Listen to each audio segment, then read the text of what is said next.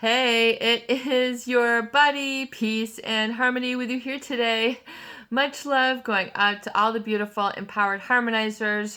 We're zooming in and focusing in on a great viewer question that is to discuss and sort of dive into a little bit more of how a malignant narcissist or a psychopathic individual will develop dependency as a sort of a way of manipulation and honing in on those individuals who they intend to scapegoat or use as supply or treat as the golden child or their number one supply, what have you, all the different terms that go with this. And number one is to understand that they will create a dependency cycle or pattern for those individuals whom they are trying to sort of keep as their punching bag, as their supply, as their outlet to either get what they need, either through what you provide them, whether if it's even being someone who they can control and it gives them a surge of power, then that is how you are satisfying their needs, to be the one with the power and control.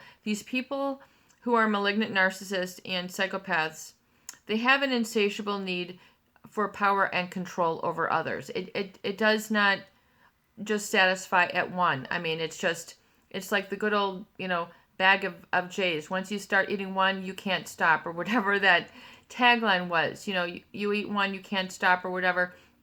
They don't stop at one. I mean, it's just the way they are wired to feel about relationships, and so you just have to realize that the dependency is a way for them for have you sort of lean on them or feel that you can lean on them, trust on them to make the decisions, to be the one in charge, to be the boss, to call the shots, to be the leader. The narcissist will love to be that authority person, whether it's in a silent, quiet, for a covert narcissist, oftentimes it's the very strong and silent, very little words, very little emotion, very little discussion, but it's just like you're supposed to mysteriously know, and that they are then, create a dependency so that you don't have enough validation or experience in your own right to sort of feel that you can move away. In other words, there's always a pulling back that you've not done something, or there's, it's this sort of unspoken contract that ends up being just sort of part of the supply narcissist relationship with the covert especially. But the dependency is created where you are, where they're going to depend on you for certain things, but more so where they want others to become dependent on them until they're ready to slough them off like a dead skin. So, dependent on their pictures, dependent on their emails, their texts, their decisiveness, their, in other words, it's all about them as one, and then you are the not, the have and then the have not.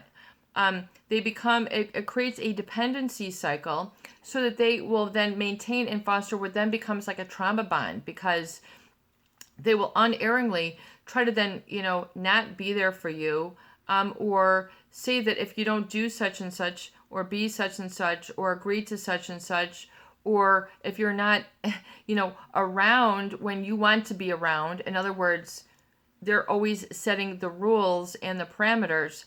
And if that doesn't work for you, then you're going to feel that you don't have what you need. The dependency is still there, and you're feeling that you don't have what is then required to even stand independently or be on your own, because you have a trauma bond and an enmeshment. It becomes very difficult for people to leave the relationship, to feel that they can go places, that they can travel, that they can become in a profession, that they can earn their own money, because they don't have the validation from this individual. They don't have the sort of go-ahead. There becomes a dependency. It can be, dependent, emotional dependency as well as physical dependency. Meaning, they might, be on financials with you. They might be on business situations or familial situations. So it becomes a very difficult in tense situations. So that's why it's so very important to become self-reliant, and realize that oftentimes these relationships can become almost as addictions, where you're going, if you don't have it, you go through withdrawal. You're very uncomfortable.